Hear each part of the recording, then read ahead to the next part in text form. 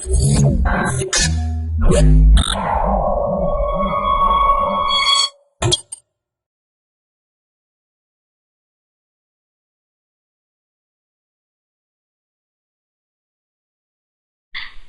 to myprojectbazaar.com.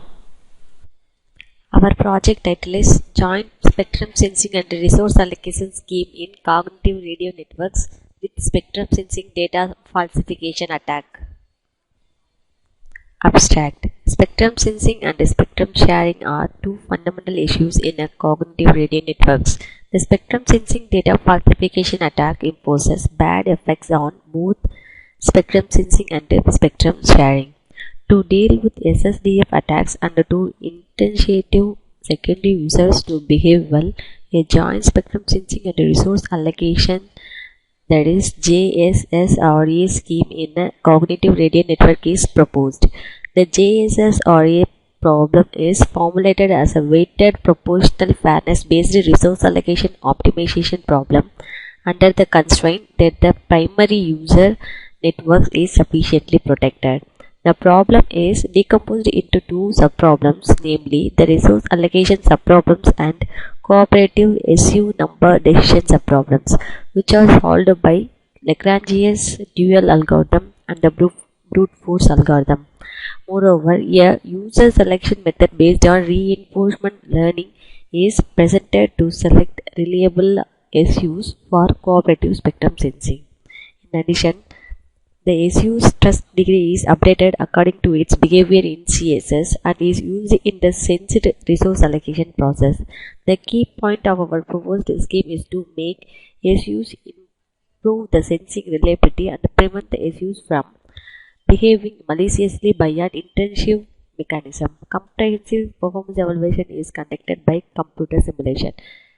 The proposed JSSRA scheme deals with the SSDF attack well in cooperative spectrum sensing scheme to improve system robustness and achieves a significant system utility gain in resource allocation. Let us see the flow of our project. In our project, we have to implement cognitive radio network and then we have to form attacker model. So we have to identify SSDF attack, that is spectrum sensing data falsification attack. For identifying these attacks, these attacks are formed in secondary users. For identifying these attacks, we use JSSRA optimization problem, that is joint spectrum sensing and resource allocation problem. So from using this, the CR node which searches the spectrum, if the primary user is sensing the spectrum, means it will be allocated to the primary user, else the freed unoccupied spectrum is allocated to the secondary user. Now the secondary user's trust degree calculation is done. So now the secondary user have any behavioral changes in their reporting from the trust degree, it will be identified as SDF, that is SDF attack, and it is blocked from the network, else it is reported from BS and it sends the successful data transmission to the sync node and the performance evaluation is done. Let us see the output of our project. For running our project, we have to open VMware workstation. In that, click on this terminal window. In that, we have to go to that coding folder. So type cd space our product and cd space that code folder.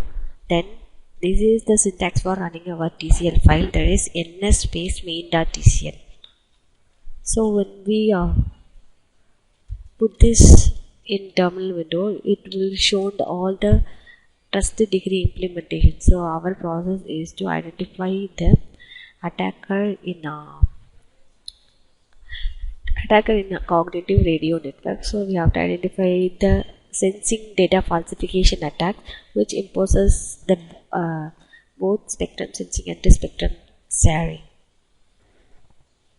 This trusted degree implementation is implemented for identifying the attacker nodes. that is placed in secondary user SU.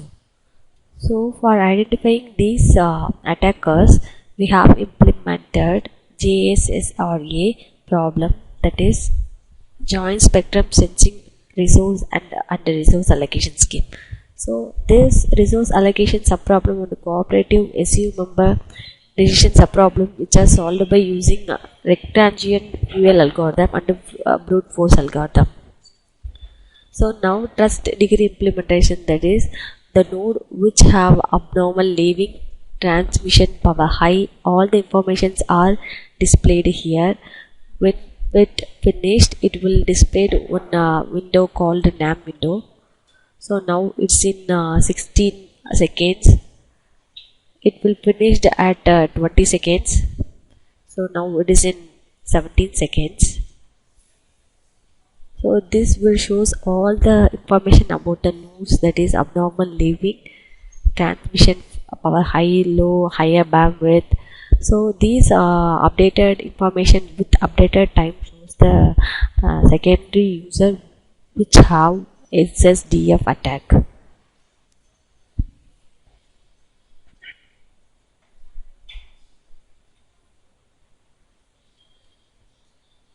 It will show for all the nodes.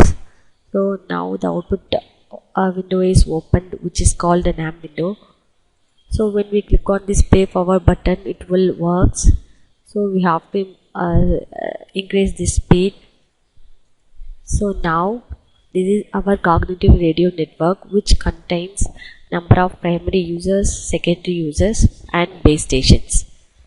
So for zooming the process, click this zoom button, and now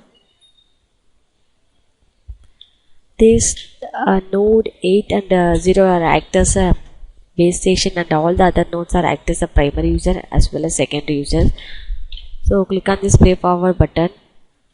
So now all the nodes, that is first the primary user which wants the information from the base station is collected the packet information from the base station. So these are all done by using JSSRA problem. So JSSRA problem sensing the spectrums.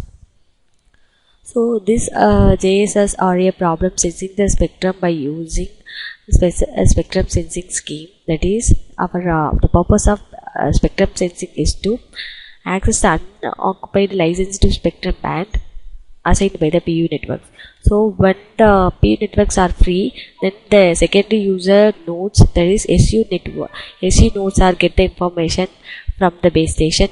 This node of 8 base station. So now the node of 6 primary user get the information from the base station. Now the attacker is happen and it will drop all the packets. So when we click on this, each drop it will shows that dropped packet. So this is called as attacker. So the attacker which drop all the packets which is received from base station. So now all the primary users are get the information from the base station. So now it's a time for getting the information from the base station to the secondary user. So now attacker model is happen when the time of 15 seconds, the node 9. So now the node 9 gets the information from the base station which is unoccupied by the primary user. For running our graph file, type xgraph space thr.txt. So this is for running the performance, so for identifying the performance evaluation of the project. So this is the throughput graph. So we have achieved this much of throughput in our project. Thanks for watching.